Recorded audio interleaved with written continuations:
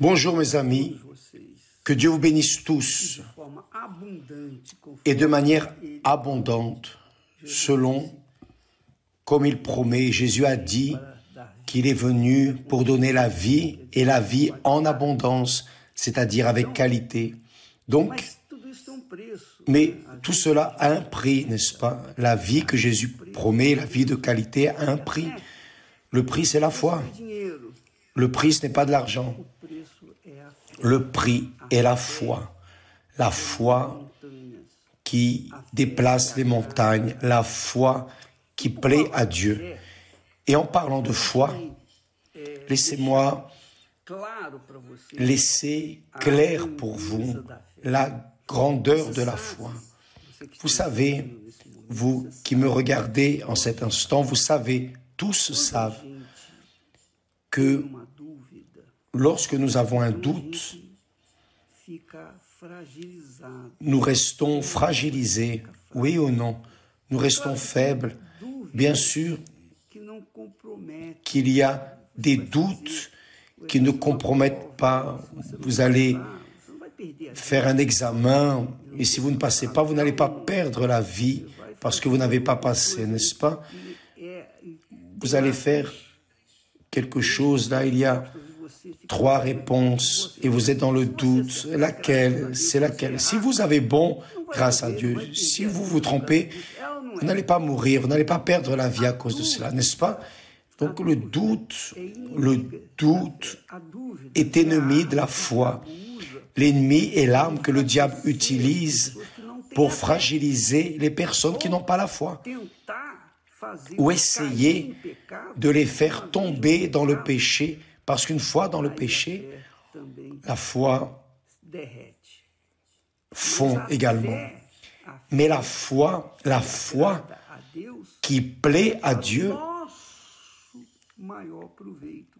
est pour notre plus grand profit, notre bien-être, parce que si vous êtes dans la foi, c'est-à-dire si intérieurement vous croyez, vous êtes dans la foi, vous êtes fort, extérieurement, vous vainquez n'importe quelle bataille.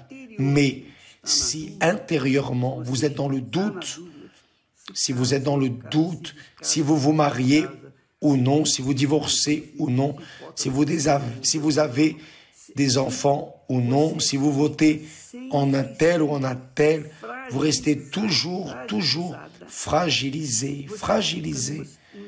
Vous restez dans un état qui peut même vous mener à perdre la vie. Je vais vous raconter un cas très intéressant. C'est un fait. Il y a longtemps de cela, il y avait un monsieur qui essayait de traverser l'avenue Brasil à Rio de Janeiro. Et c'était à l'aurore, durant l'aurore. Il était dans cette idée, j'y vais ou je n'y vais pas. Il y avait une voiture qui venait au loin avec les feux allumés. Et il pensait, j'y vais ou je n'y vais pas. J'y vais ou je n'y vais pas. Et dans cette situation, vous savez ce qui s'est passé? Au moment où la voiture est arrivée, il a décidé d'avancer. Qu'est-il arrivé? Il a perdu la vie. Évidemment, cela a été raconté par quelqu'un qui était témoin. Et beaucoup de personnes perdent la vie à cause du doute. D'ailleurs, la vie éternelle se perd à cause du doute. C'est là qu'est déterminé, écrit, que sans la foi, il est impossible de lui être agréable. Vous ne pouvez avoir accès à Dieu que par la foi. Mais une foi intelligente, non une foi émotive, une foi du cœur, parce que la foi du cœur ne résiste pas au feu, aux épreuves, aux difficultés, au désert. N'importe quelle petite chose, quand une personne a la foi du cœur, quand sa foi est dans les chansons, les hymnes, les musiques, enfin, cette émotion violente dans laquelle elle s'enveloppe dans une église, par exemple. Sauf que lorsqu'elle est dehors et qu'elle doit affronter les problèmes, cette foi émotive, cette foi du cœur, font face au feu.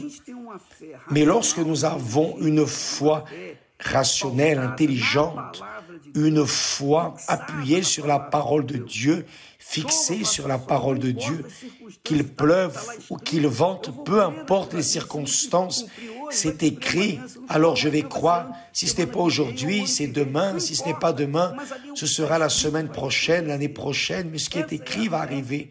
C'est la foi intelligente, la foi de la raison rationnelle. Elle utilise la raison, elle pèse, elle évalue, donc elle décide, et quand elle décide par la foi rationnelle, elle ne perd pas la vie. Elle plaît à Dieu, parce qu'elle pense comme Dieu pense. Donc, mes chers amis, si vous êtes cette créature qui est mal à l'intérieur, cela ne sert à rien d'avoir le monde à vos pieds, du côté extérieur. Vous pouvez avoir du succès, de la richesse, de la gloire, de l'argent et de l'argent. Vous pouvez voyager, faire tout ce que vous voulez à l'extérieur, mais l'intérieur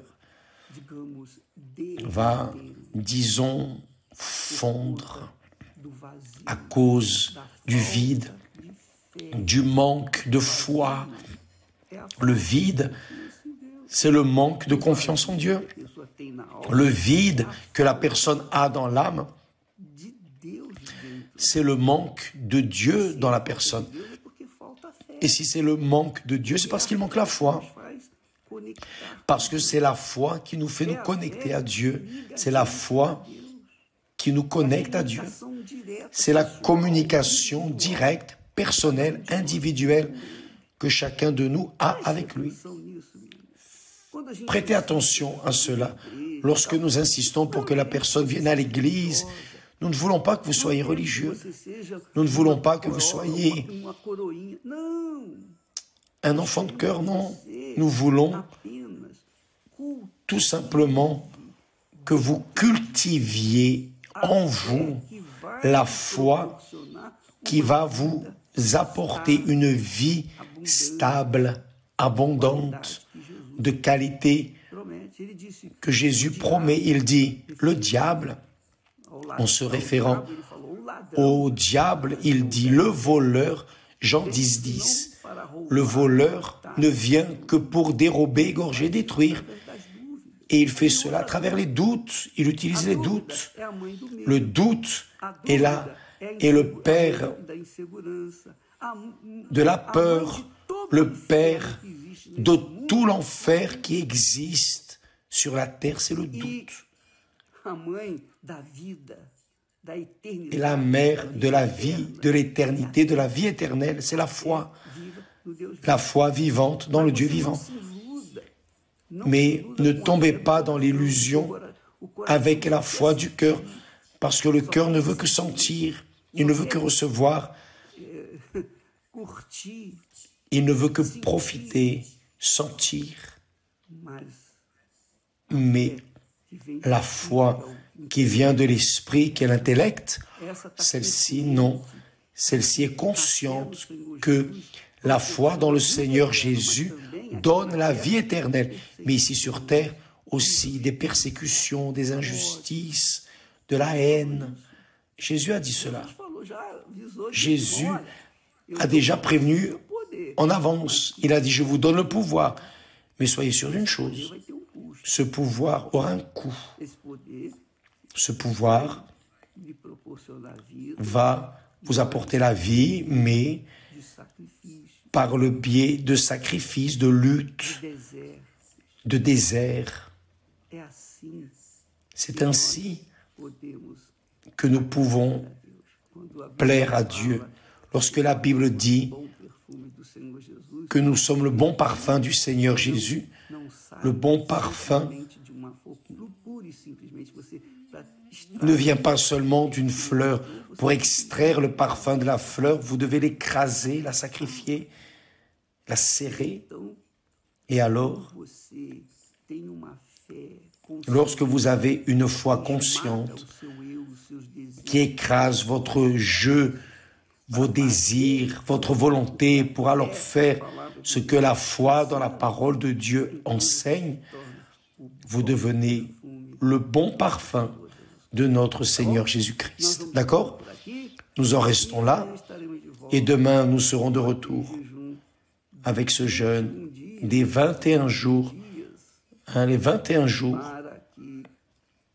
pour que nous puissions avoir une foi libre, pour que nous puissions avoir une famille qui vienne se conserver vivante jusqu'au retour du Seigneur Jésus et pour notre patrie, d'accord? Que Dieu vous bénisse tous au nom du Seigneur Jésus. Amen.